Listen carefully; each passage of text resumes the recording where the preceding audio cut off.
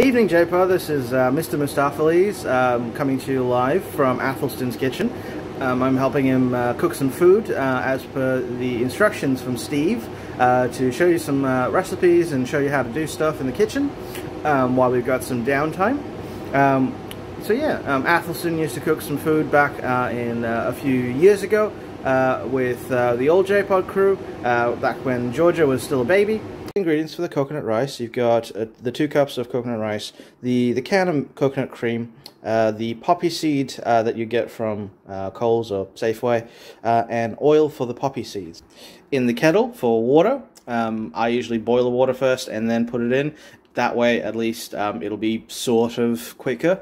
And then you've got the rice cooker. I'm using something from Breville. They're not sponsoring me. Steve is. Fry pan on, and that's heating up. Once that's ready, we can put the poppy seeds in and fry it up and put in the rice. Always remember to use your range hood because of fire safety. With the oil, don't throw it away. We can then use it in the red curry. Don't worry, don't worry, don't worry. See, it's fine. And here comes the water, 1.5 cups going in. Red curry ingredients, we've got our meat, flattened chicken breast with a rolling pin, your chorizo for extra oil, your vegetables, they're capsicum, carrot, and snow peas, and then the onion is for extra taste, that'll go in, and then the garlic first, the minced garlic. You can get these at Asian grocers, along with the coconut milk powder. It's a little bit thinner, a little bit more manageable, I like it. And then you've obviously got your red curry paste bottle. We'll be following their instructions for now. And keep in mind to cut these into mouth pieces, things that'll fit into your mouth.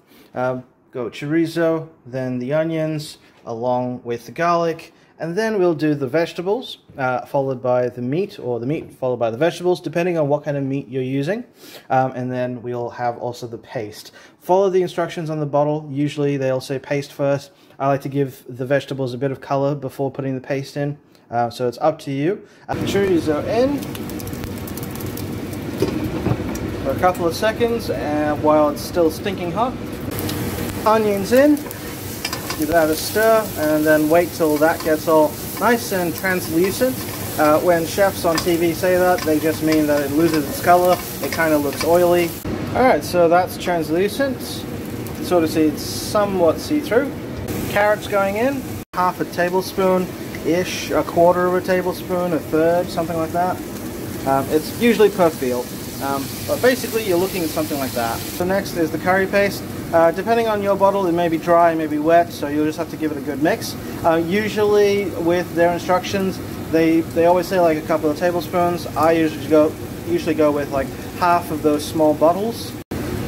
Next is the coconut cream. After you've let the paste settle and get a little bit warm and fragrant, we'll put the cream, or in this case milk, in.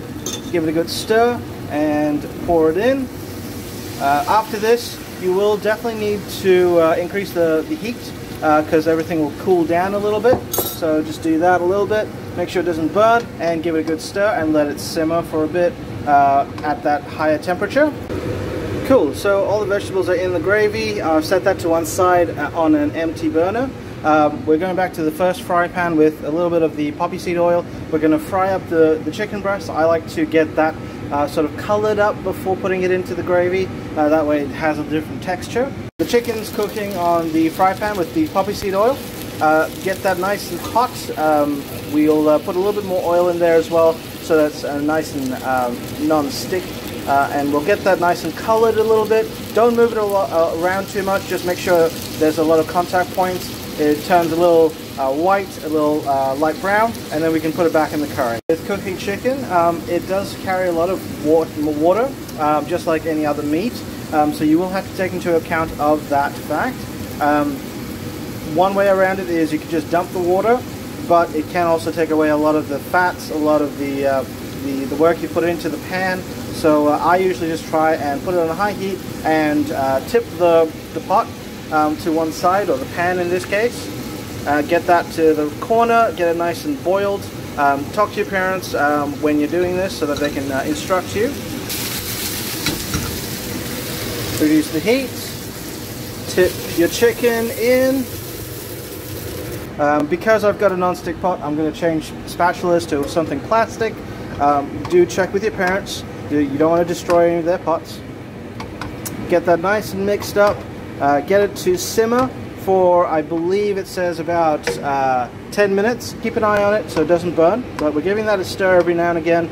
We'll simmer this for about 10-20 minutes when you think that the chicken is done. And there you have it. You've got coconut rice with chicken red curry, my version of chicken red curry with a bit more vegetables. Always remember, eat your vegetables. So you've got the nice mixed up rice. This will separate, so you will need to give it a bit of a stir and just make sure that everything's nice and incorporated. So you get a bit of everything, and you just serve that into your bowl. It'll have a nice sort of speckly look.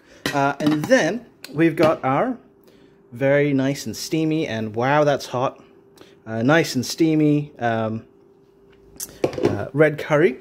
You can sort of see there the green snow peas have lost a bit of their color. That's what you're looking for. That's when you know it's starting to become done. The main criteria is that the chicken is cooked. You don't want to give your parents salmonella. Always check with your parents when you're cooking with this, just so that they can give you some guidance. They also know some stuff. But this is my version. If you've ever been to any Indian restaurants, they usually give you something called papad or papadum. I'm not sure where the dum comes from. But you can always buy some of these wafers from Asian shops, usually Indian. So, Mr. Mustapheles, how do you feel about the food I've made? Oh yes, it's really delicious. I'm definitely going to get seconds.